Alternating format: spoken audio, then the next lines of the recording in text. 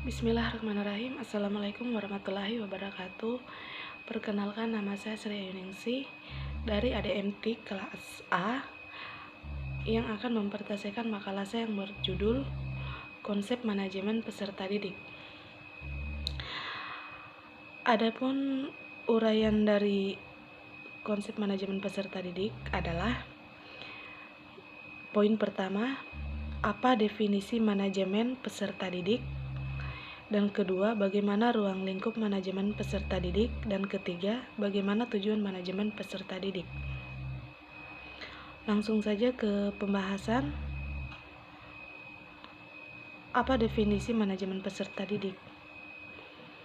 Peserta didik adalah anggota masyarakat yang berusaha mengembangkan potensi diri melalui proses pembelajaran pada jalur pendidikan, baik pendidikan formal maupun non-formal, pada jenjang pendidikan dan jenis pendidikan itu tertentu. Manajemen peserta didik merupakan salah satu bagian dari manajemen sekolah yang memiliki peran yang cukup besar dalam menentukan keberhasilan pendidikan.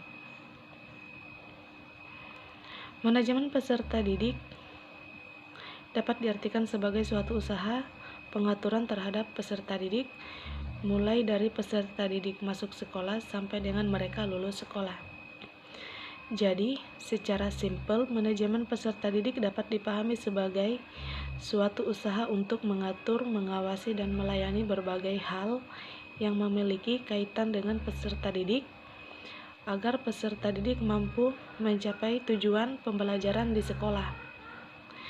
Mulai dari peserta didik tersebut masuk sekolah sampai peserta didik tersebut lulus dari sekolah.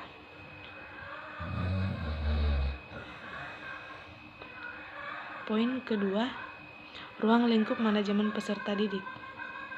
Yang pertama, perencanaan peserta didik.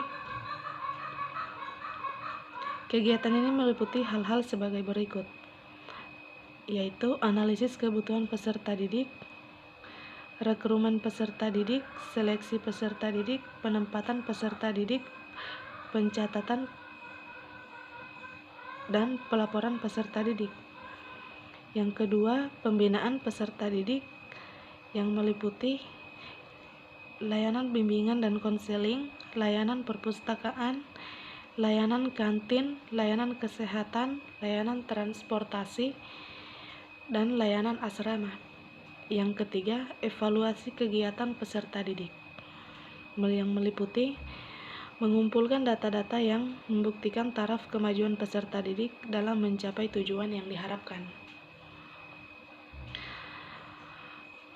Dan kemungkinan pendidik guru menilai aktivitas pengalaman yang dapat menilai model mengajar yang digunakan. Sedangkan tujuan khusus evaluasi peserta didik adalah merangsang kegiatan peserta didik, menemukan sebab-sebab kemajuan atau kegagalan belajar peserta didik. Untuk memperbaiki mutu pembelajaran atau cara belajar dan metode mengajar, secara garis besar evaluasi dapat digunakan, yaitu tes dan non-tes, seperti tes diagnostis, tes formatif, atau tes sumatif.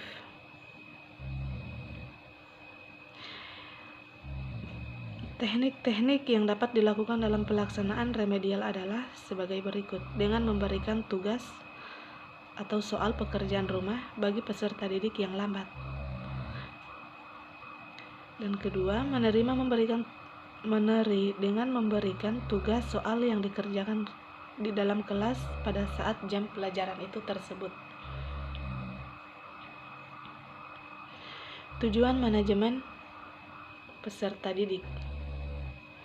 Tujuan manajemen peserta didik secara umum adalah mengatur kegiatan-kegiatan peserta didik agar kegiatan tersebut menunjang proses belajar mengajar di sekolah. Lebih lanjut, proses belajar mengajar di sekolah dapat berjalan lancar, tertib, dan teratur, sehingga dapat memberikan kontribusi bagi pencapaian tujuan sekolah dan tujuan pendidikan secara keseluruhan. Mungkin itu saja makalah yang saya presentasikan. Adapun kesimpulan dari makalah tersebut adalah Yang pertama, usaha untuk mengatur, mengelola, dan melayani segala hal yang berkaitan dengan peserta didik, mulai dari peserta didik tersebut masuk sekolah sampai peserta didik tersebut lulus dari sekolah.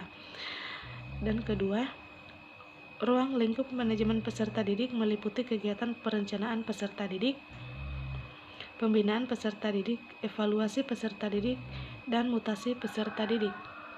Yang ketiga, manajemen peserta didik bertujuan untuk mengatur segala kegiatan peserta didik agar kegiatan tersebut dapat menunjang proses belajar mengajar, sehingga tujuan sekolah dan tujuan pendidikan secara keseluruhan dapat dicapai.